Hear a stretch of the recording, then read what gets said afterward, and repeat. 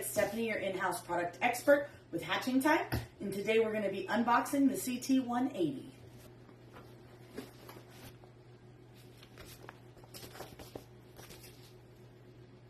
Now, I do recommend that you have two people to manage one of these, but overall they're not very heavy. As you can see here, I'm easily able to lift this box. So now that we have our 180 out of the box, we're going to put the power cord to the side on the table, and then I'm just going to show you really quickly basic setup on how to get this thing up on the table.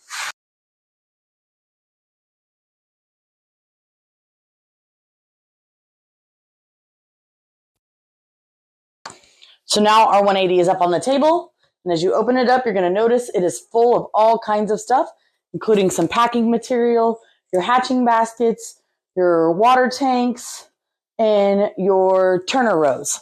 Now this is the CT180 Incubator Hatcher Combo. This tabletop unit comes with 6 of each of your turning trays in your hatching baskets. So that's all going to come together so you can set up this unit any way that you want to. Now, as we are removing parts, please be mindful of the top of your incubator. That is your sensor. So you don't want to accidentally bend or break that in removing these parts.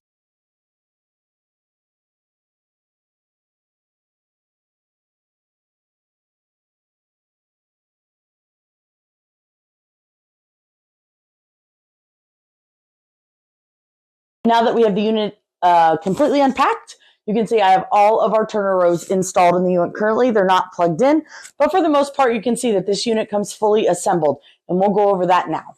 Now that we have all of our parts unpacked, let's make sure that the unit has come with all of the necessary parts to operate. We have 6 hatching baskets, which I'll show you how to assemble those. Our pins for the hatching baskets. This is our Humisonic water tray, which we will do an assembly for. Our water tank, 1 gallon for the top of the incubator.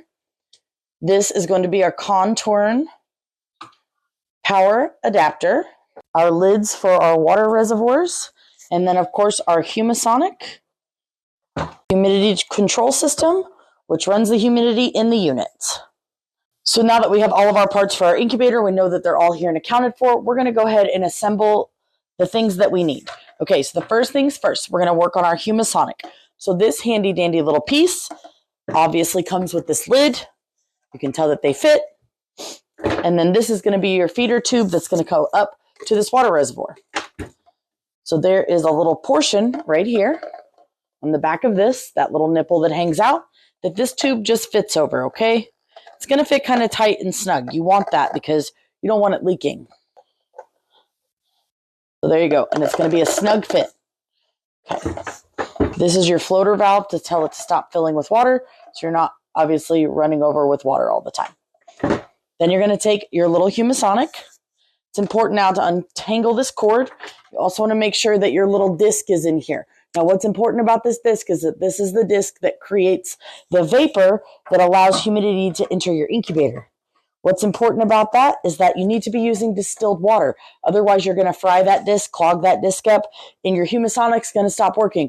And then we get a lot of phone calls of people saying they need a new Humisonic, and they're using tap water, well water, city water, whatever, in the unit, and they're just clogging up that Humisonic disc and frying it. You don't actually need a new Humisonic. You need a new disc. But using distilled water from the very beginning will get away with all of that. What I can tell you is that I have ran 2 CT120s since the fall of 2022, and I've never had to replace a disc to this point. Now, they say that you should replace them every 6 months to a year. That's just my experience. So now that you've got this down in there, and there are, as you can see, if you look in there, there's some little raised areas. This little Humisonic sits right down inside that little circle of raised area. And then your cord can just hang off the side like this. And then your lid has a notch, as you can see there, for the cord. And then your lid just sits just like that. Now we're going to set that to the side. I'm just going to go over these parts one more time. Your egg turner has a power cord. This is going to be the power cord for your incubator. The lid for your water reservoir, which we were just talking about. And then, of course, your egg trays. I'm going to show you really quickly how to assemble your egg trays. They're very simple, very user-friendly. Each piece is identical. But as you'll see at the tops, in all 4 corners, you have these little holes. These little holes are made for these little pegs to go into. So for each one, you're going to need 4 of these little pegs. I have 3 in my hand, excuse me.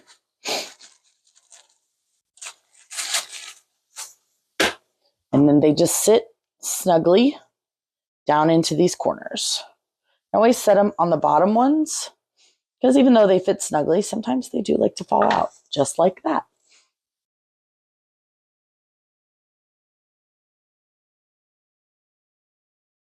All right, and then your top just fits right on top. So when you're ready to use your hatchers, you're just going to assemble those just like so. And no, the chicks can't pop them open. So there are your hatching baskets. Now I'm just going to show you how easily they fit into this unit. So you're just going to remove your egg tray from the top of the unit, set it to the side, and you're just going to slide your hatching basket right onto the top here, like so. And like I said, as you see here, I have now 5. Obviously, I would put these at the bottom if you wanted to organize this unit to do both, but you have your hatching basket and then also your turners. So what I'm saying is if you're going to hatch chicks and incubate at the same time, make sure your hatching basket's at the bottom so all of that chick dander, dust, and everything isn't falling down onto your eggs. I'm just using this as an example so you can see how easily they fit into the unit. That being said, I'm going to take this opportunity to go over our egg turners. So the unique thing about the CT120, 180, and CT60 is that they each have their own individual turning row with its own motor. So that means that allows for the flexibility of setting the unit up any way that you want. 2 rows for hatching, 4 rows for setting, 5 rows for setting, 1 row for hatching, all as a hatcher, all as a setter, whatever you want to do. These are a completely non-vibrational motor, and it turns so slowly that you won't be able to see it. So there's no button for you to check the turners, but what we always recommend is if you're worried that they're not working, you can touch this motor. If it's vibrating, if it has a little vibration to it, it's working. The other thing we recommend you do is you can take a look at the eggs after about 45 minutes and see if they're in a different position. Plugging in your egg motors is super easy. Over here on the side of your incubator, you're going to have these little outlet plugs. This one obviously goes for the top. We don't have one in there now. And you're going to have enough for each one of your turner rows. You just need to locate the plugs and plug in like such all the way down for all of your rows that you're going to be using as turners. And to remove them, you just do the same, unplug. Now let's go back to our humidity unit. As you've seen, we installed the Humisonic in here with the cord hanging out. We've got the lid on, just make sure that cord is going through the hole. The lid doesn't have to be on there like a vise. It's just going to set on there. You have your feeder tube, and then you guys will all see this port that sticks out here in the side of your incubator. You're going to have a port, and this literally just snugly fits into there. I'm going to take the lid off, just makes this a little bit easier. It just snugly slides in. It's not really hard. You're not going to break it. It just sits in just like that. So once you've got that in there, you can adjust your Humisonic once again. You can set your lid on, feed your power cord through it, just like that. Now you're going to come up to the top, and this is very important. You want to make sure you're using the right power plug on the right side of the incubator. We're going to plug that in a second. I'm going to go ahead and connect this to the Humisonic. Plug it in so it'll be ready when we connect that power. Now we're going to take our 1-gallon water reservoir. Now this is essentially just for making sure that this unit has water.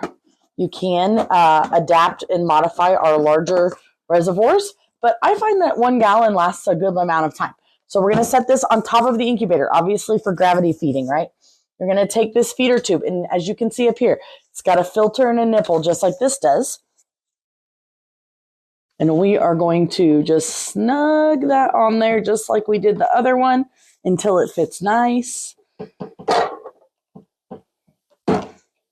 And there you have it. And then we're going to put the lid back on there. So now our humidity system is installed. Now at the top of the incubator, up here on the control box, as we were talking about for the Humisonic, you want to make sure that you plug in the right one for the right side. This says Humisonic.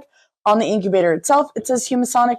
You're just going to take that and plug it in just like that. Now you're going to locate your Contourn AC power adapter. Now you're going to come to the other side of the incubator, locate the adapter sticking out of the top of the incubator from the turning motors and the conturn plug. Once you have your conturn plugged in, you're going to locate the end of the adapter and connect these together. Now we are going to plug our power cord into the back of the control panel. And you will notice back here you have your fuse box located between the power button and where you plug in the power adapter. And then, of course, up in the top right-hand corner, you have your exterior filter and then all of your controls going into the back of the incubator where the fan is located in the heating element. Secure the power plug tightly on the back of the incubator and connect to your power source. Now, on the back side of your incubator, when you open the door, you're going to notice your fan. Directly behind your fan, you're going to notice your heating element. And then, of course, the light bulb, which you can run from the front of your incubator. Once you have everything plugged in, you have some water in your water reservoir in the back. You can go ahead and reach to the back of this incubator where I showed you the power cord was. Fire it up. Make sure your incubator turns on. Begins the process of showing you here. This is going to be your temperature, and below is going to be your humidity. So this unit is going to be set at 50 for your humidity, 99.8 for your temperature. Now pushing the little light button up here will allow for the light to come on in the incubator, and you can actually just view it through the porthole to see that it's actually working.